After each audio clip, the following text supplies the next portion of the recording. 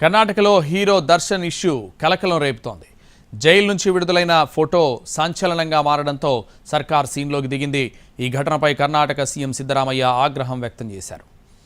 సొంత అభిమాని రేణుకాస్వామి హత్య కేసులో కన్నడ స్టార్ హీరో దర్శన్ దాదాపు 2 నెలలుగా జైల్లో ఉంటున్నారు. పరప్పన జైల్లో దర్శన్ రిమాండ్ ఖైదీగా ఉన్నాడు. జైల్లో తమ అభిమాన హీరో ఎన్ని కష్టాలు పడుతున్నాడో అంటూ ఫ్యాన్స్ బయట కన్నీరు మిన్నీరవుతున్నారు. అయితే జైల్లో దర్శన్ కష్టాలు పడడం కాదు, వీవీఐపీ ట్రీట్మెంట్తో ఫుల్గా చిల్ అవుతున్నాడు. అందుకు సంబంధించిన ఒక ఫోటో కూడా వైరల్ అయింది. తోటి ఖైదీలతో కలిసి దర్శన్ చక్కగా కుర్చీలో కూర్చుని కాఫీ తాగుతూ సిగరెట్ తాగుతున్నాడు. ఆ ఫోటో వైరల్ కావడంతో ప్రభుత్వంపై తీవ్ర విమర్శలు కూడా వచ్చాయి. అయితే ఈ విషయంపై కర్ణాటక ముఖ్యమంత్రి సిద్ధరామయ్య ఆగ్రహం వ్యక్తం చేశారు. అధికారులపై విచారణకు ఆదేశించారు.